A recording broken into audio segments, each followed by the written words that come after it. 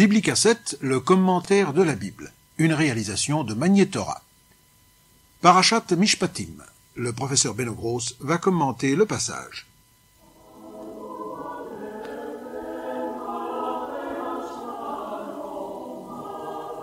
Les prières du Shabbat diffèrent de celles des autres jours par leur caractère solennel et les poèmes, hymnes, psaumes qui les enrichissent. Une prière, cependant, change presque totalement le Shabbat. C'est la prière de la Hamida qui porte ce nom parce qu'elle est récitée debout par les fidèles qui se tournent vers l'Est, c'est-à-dire vers Jérusalem. Hamida signifie se tenir debout. Mais on donne aussi à cette prière le nom de Shmona Esrei, c'est-à-dire 18, parce qu'elle comporte 18 bénédictions prononcées par les fidèles à voix basse, dans un murmure presque, car en fait c'est le moment de la prière personnelle au centre des différentes oraisons du matin, de l'après-midi ou du soir. Or, le Shabbat, le Shmona Esrei, ou la Hamida, est réduit de plus de la moitié. Au lieu de 18 bénédictions, on n'en trouve plus que 7. Cela peut paraître étrange alors que le Shabbat, nous avons tout le loisir de prier sans regarder notre montre, objet dont on se sépare en général le Shabbat. Eh bien, il y a à cela une explication. Les bénédictions qui ont été enlevées sont celles qui comportent des demandes. Donne-nous ceci, donne-nous cela. Demande que nous adressons à Dieu, fais-nous revenir à Sion, pardonne nos péchés, guéris-nous, bénis le travail de nos mains, etc., etc. Les suppliques, ont pensé nos sages, ne convenaient pas à la solennité du Shabbat, qui doit être un chant de gloire à Dieu, et puis, comment parler de nos petits ennuis ce jour-là, alors qu'il faut élever nos pensées, nous détacher de la gangue du quotidien.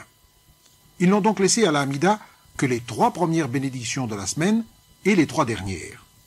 Au milieu, on a intercalé la sanctification du Shabbat avec cependant 3 formules différentes. Une pour la prière du vendredi soir, Ata Kidashta, tu as sanctifié le 7e jour et tu l'as béni entre tous les autres jours. Une autre formule pour le samedi matin, Yismach Moshe bematnat chelko, Moïse se réjouira de ce qui lui a été donné en partage, les tables de la loi, où il est dit d'observer le Shabbat. Et enfin, la 3e formule pour la prière de l'après-midi, Ata Echad, tu es un et ton nom est unique, et qui peut être comparé au peuple d'Israël. Tu lui as donné un jour de repos et de sainteté. Ces 3 formules ont été mises en musique de différentes façons. La formule du vendredi soir comporte le passage suivant.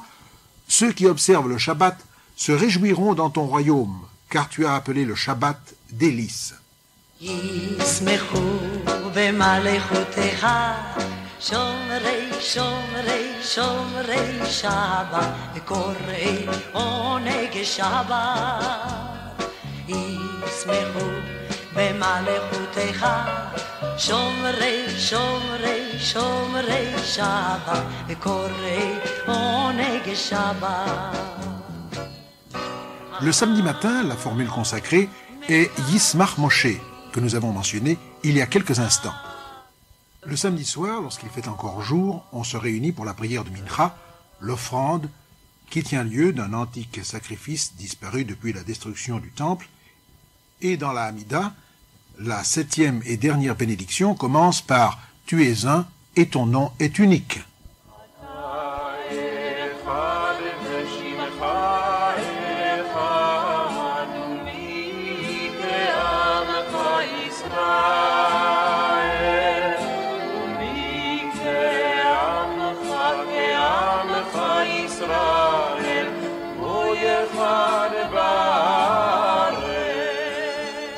Ceci nous amène à la lecture sabbatique. Notre commentateur, le professeur Benjamin Gross, s'arrête sur la paracha Mishpatim, Exode chapitre 21, 22, 23 et 24.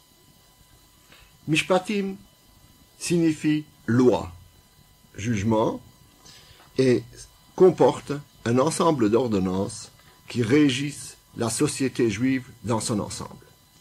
Il y est question de coups, de blessures, du meurtre, du vol, du prêt, de l'intérêt, de la corruption, du droit de l'étranger, bref, de tous les problèmes de la responsabilité civile.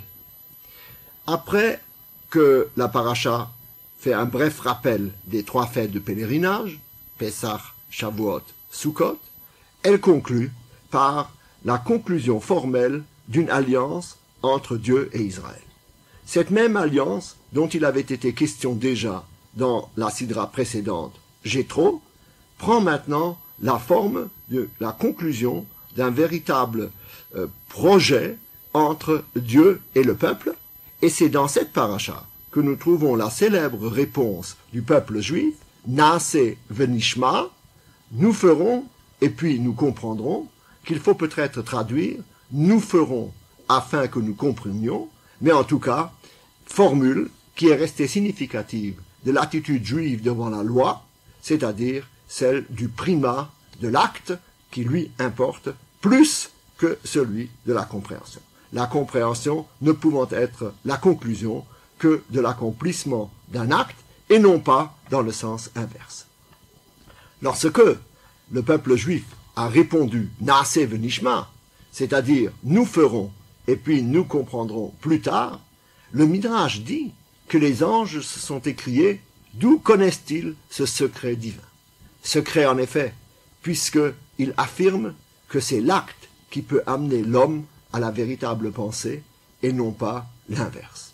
Il y a ici quelque chose qui est resté indélébile à travers toute la formulation du judaïsme dans toutes ses tendances, c'est justement d'affirmer que, en aucune façon, on ne saurait renoncer à l'acte juste. Ce primat de l'acte, cette volonté de poser l'action de l'homme comme celle qui détermine en réalité sa conduite, est restée une marque même du judaïsme. Et c'est pourquoi le judaïsme a pu donner souvent libre cours à la liberté de la pensée, parce que justement il avait assuré pour l'ensemble du peuple une conduite qui était régie par des affirmations strictes, par des lois assez rigides, pour permettre au contraire une liberté de la pensée. Cela explique que nous trouvons dans le judaïsme de la mystique la plus irrationnelle jusqu'au rationalisme le plus intransigeant, et pourtant tous ces groupes ont pu trouver leur place dans le judaïsme à la condition expresse qu'il n'ait pas voulu toucher à la halakha, c'est-à-dire au primat de l'acte. Lorsque l'on considère notre paracha, on est évidemment frappé par le fait que des domaines qui sont considérés comme ceux du droit civil fassent partie ici du droit strictement religieux. Cela n'étonnera que celui qui ne sait pas que la Torah, justement, place comme l'essentiel de son projet le rapport avec autrui. Et ceci nous explique, et je voudrais le prendre comme thème de notre entretien, que, justement, le premier commandement, le premier sujet dont traite ce droit soit celui de l'esclave. On s'étonne souvent de cela, étant donné que la Torah, au contraire, on s'attendrait, et surtout dans une société moderne, que la Torah ait voulu écarter l'esclavage, honte de la civilisation pendant tant de siècles, et que nous nous organisons plus ou moins d'avoir réduit, sinon d'avoir supprimé de la planète. Et bien justement, la Torah donne une institution à l'esclavage. Pourquoi? Certes, on le sait, toute la sortie d'Égypte n'avait qu'un seul but. Je cite la parole de la Torah elle-même, « Car à moi, les enfants d'Israël sont esclaves. Ils sont mes esclaves que j'ai sortis du pays d'Égypte. Je suis l'Éternel, votre Dieu. » C'est-à-dire que la sortie d'Égypte avait justement comme but ultime celui d'une libération de la soumission aux hommes, afin que l'homme soit soumis à un impératif absolu, tous les hommes au même impératif, celui de l'impératif divin. Et il est évident que le peuple juif a toujours envisagé cette soumission à la loi comme une non-soumission à autrui, comme une possibilité pour chaque homme de pouvoir se poser dans sa propre conscience vis-à-vis de l'absolu et non pas vis-à-vis des nécessités et des contingences sociales. Cependant, cette volonté de sortie absolue, qu'était la sortie d'Égypte, cette volonté de libération définitive, cet espoir, pour parler en termes marxistes, de l'élimination de toutes les aliénations, cet espoir est celui qui, dans son fond, anime toute la législation de la Torah. C'est pourquoi elle a été fondée, afin justement d'enlever l'homme à toutes les aliénations. C'était un moment, mais un moment seulement, celui où le peuple juif se trouvait devant l'appel du Sinaï. Mais ensuite, eh bien ensuite il est obligé de s'installer de nouveau dans une société. Et à ce moment-là, la Torah, et je crois aussi que c'est un point qui la caractérise, sait très bien que la société réelle que l'homme va maintenant fonder, elle est forcément en retrait par rapport au projet de libération ultime tel que la Torah l'envisage. Et au fond, toute la législation de la Torah n'est pas un rêve, n'est pas une utopie, mais en posant à la base cette volonté de la suppression de toutes les aliénations, elle sait très bien que dans la réalité, l'homme est limité. Et la Torah, ce n'est pas cette volonté utopique, c'est au contraire cette tension entre la visée d'une libération universelle et la réalité limitée. Lorsque elle se soumet complètement à la réalité limitée, elle quitte la visée de la Torah. Mais à l'inverse, si elle était seulement gouvernée par une volonté de libération universelle, sans tenir compte des réalités, elle serait un rêve et ce ne serait pas la Torah non plus. Il s'agit pour les maîtres de la loi, les docteurs de la loi, de maintenir vivante cette tension à travers toute organisation réelle et cependant de ne pas oublier la réalité telle qu'elle se pose à nous. Et c'est pourquoi la première loi, celle de l'esclave, me semble être justement un commandement archétypique. Il y a deux types d'esclaves, nous dit la Torah. Le premier, c'est l'esclave hébreu. C'est-à-dire, il y a des êtres qui font partie de ce groupe qui aspire à une libération universelle, mais qui sont provisoirement en contradiction avec le projet de naissance de libération totale sous une dépendance économique. Eh bien, la loi s'applique à rendre cet état transitoire. Elle accepte qu'il y ait des moments de chute. Elle sait qu'il y a des moments où l'homme ne pourra pas s'élever entièrement à la hauteur de son projet. Et alors, ce qu'elle veut, c'est donner la possibilité d'une nouvelle libération. Ce qu'elle veut, c'est donner la possibilité d'une respiration de la volonté morale qui ne soit pas anéantie par un mal qu'elle estime provisoire. C'est-à-dire que nous puissions toujours pouvoir remonter le courant. Et c'est pourquoi l'esclave hébreu, au bout de 6 années, doit quitter son maître. Le maître est obligé de lui rendre la liberté. Et se profilent déjà devant nous toutes les lois réparatrices de toutes les lourdeurs et les pesanteurs de la vie sociale, comme celui du renvoi de l'esclave, comme celui de la Shemitah, comme celui du Yovel, c'est-à-dire toujours la possibilité de revenir à zéro afin de donner à la tension ultime ses chances pour l'avenir. Et puis, il y a une deuxième catégorie d'esclaves que l'on appelle l'esclave cananéen, l'esclave étranger, et qui est la survivance de toutes sortes de contraintes extérieures. Parce que, tant que la prétention à la libération universelle n'est pas universelle, il reste des nids d'oppression et de rejet.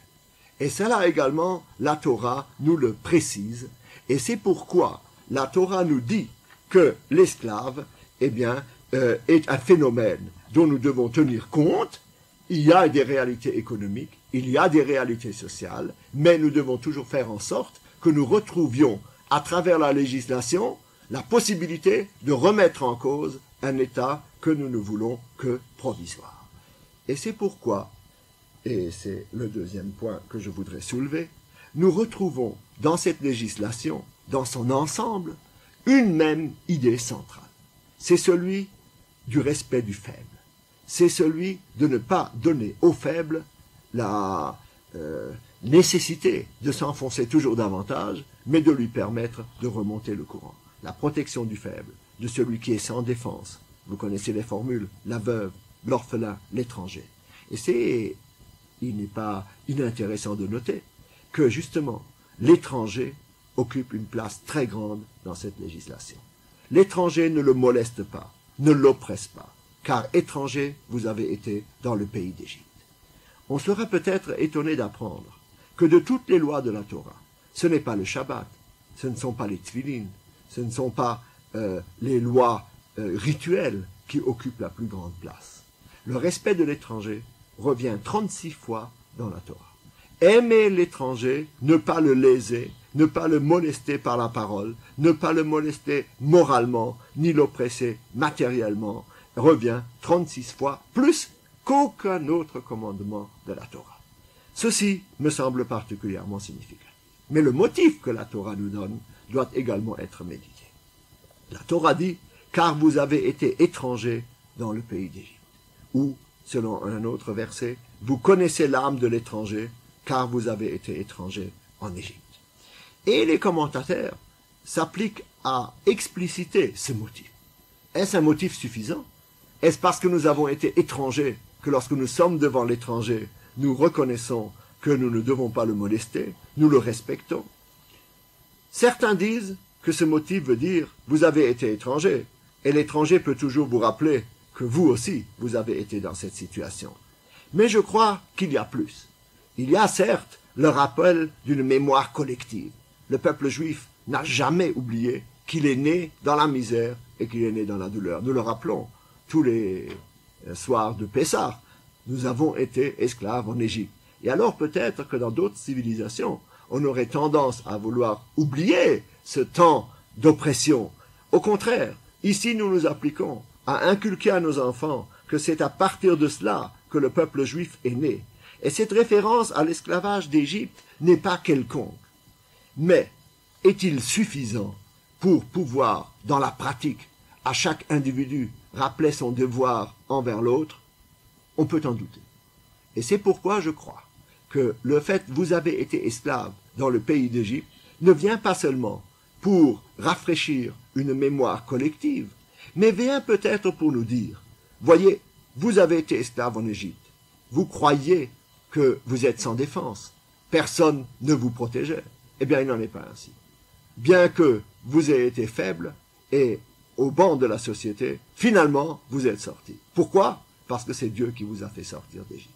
Le rappel, vous avez été esclave dans le pays d'Égypte, viendrait alors pour dire à chaque individu juif, n'oppresse pas celui qui est faible. Pourquoi oppressons-nous celui qui est faible? Parce que nous pensons qu'il est sans défense. Parce que nous croyons qu'il n'y a personne qui voit notre acte et qui pourra réagir. Dans peu de cas, nous nous opposons à des forts.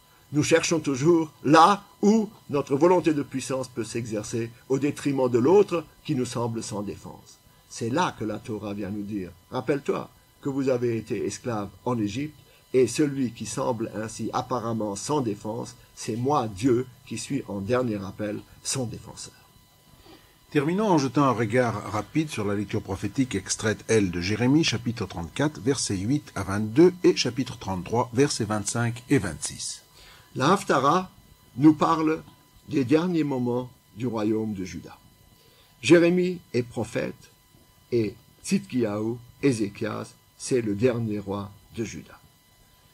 Le peuple est oppressé par une guerre qui met le siège contre Jérusalem. Et voilà que devant ces menaces extérieures, le prophète, voulant inviter le peuple à lever cette menace extérieure, ne propose pas une ordonnance guerrière, ne propose rien d'autre que le renvoi des esclaves, la libération des esclaves à l'intérieur.